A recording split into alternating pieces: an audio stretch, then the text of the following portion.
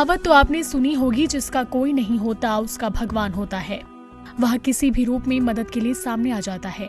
ऐसी ही कहानी पोडी गांव के रहने वाले भोला की है।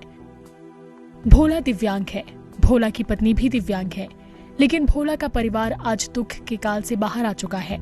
आज वे अपने बेटे और पत्नी के साथ खुशी खुशी जीवन बिता रहा है।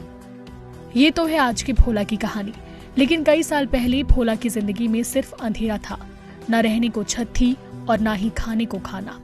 यही भले छिपा जाए मर जाए कैसे कहीं करे, एक नहीं बना दो घर दूरा।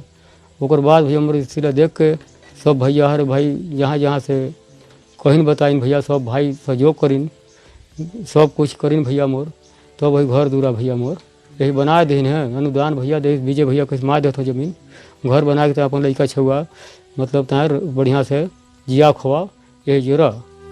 भोला की 2 शादी हुई। पहली शादी के बाद उसने पत्नी को खो दिया। दूसरी शादी के बाद 2 बच्चे हुए, जिसमें एक बच्ची भी मानसिक रूप से कमजोर पैदा हुई। कुछ समय बाद भोला ने रोड एक्सीडेंट में अपनी बच्ची भी खो दी।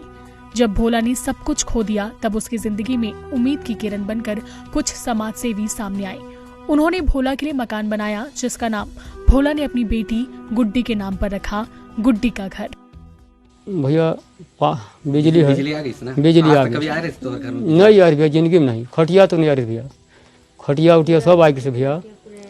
और इस भाड़ा बर्तन सब कुछ आ गई भैया, रजाई भी कपड़ा सब कुछ। तो क्या लगत है अगर प्रशासन सरकार आए रहती तो सरकार इतना कर पाए रहती? नहीं भैया, इतना सहयोगी करें भैया, सब जितना भाई करें जय जयकार करें। और मुझे गंगा जी से नहावल जैसे लगे थे भैया, एकदम खुश हूँ भैया। सामाजिक युवा कार्यकर्ता बताते हैं कि उन्होंने कोशिश की कि शासन प्रशासन से उन्हें मदद मिल सके, लेकिन जब कहीं कोई मदद नहीं मिली, तब जन सहयोग का रास्ता अपनाया गया। और फिर ये बात आई कि नया घर बना के दिया जाए। उसके बाद बस वहीं से शुरुआत हुई। लोगों के बीच में गए, लोगों से सहयोग मिलना चालू हुआ। जो 100 रुपये सक्षम था वो 100 रुपये दिया, जो 5000 रुपये लायक था उसने 5000 रुपये दिया।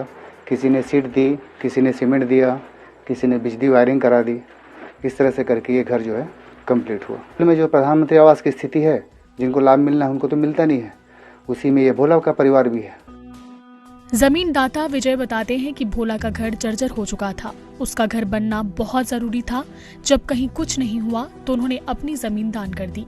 विजय के पहले से ही जमीन कम थी, फिर भी उसने एक अनजान को छत मिल सके, इसके लिए अपनी जमीन दान कर इंसानियत की मिसाल कायम की।